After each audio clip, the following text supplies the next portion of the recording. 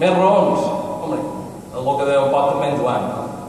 El món oficial, el món institucional, el món públic, en general, està en mans del catalanisme.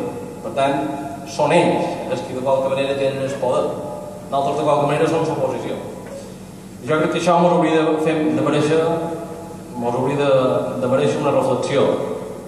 Jo crec que finalment les democràcies, si aquesta majoria silenciosa no deixa de ser silenciosa i se comença a organitzar, les democràcies se converteixen en una dictadura de les minories. I crec que el que està succeint aquí a les Illes Balears.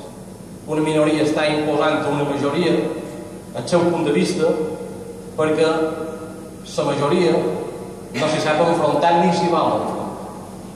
Per això és molt important que ens organitzem, que aquesta majoria silenciosa sigui de cada vegada menys silenciosa i que ens organitzem en fundacions com per exemple la Fundació Jaume III.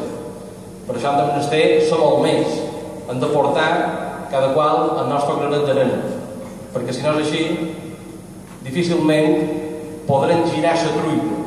Ells fa 30 anys que remenen el tema de la llengua i molt d'altres temes.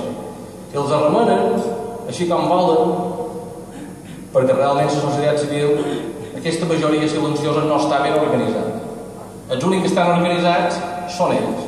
Els únics que surten pels medis de comunicació són ells. Els únics que fan renou són ells.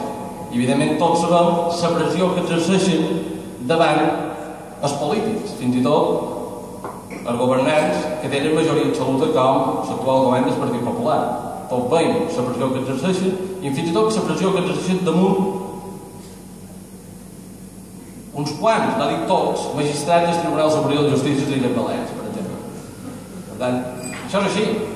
Si nosaltres no ens organitzem, si no aportem el nostre granet d'arena, si no col·laborem econòmicament, si no ajudem a fundacions o organitzacions com Foment Cultural, difícilment podrem donar la volta a la truita. Jo crec que això és una reflexió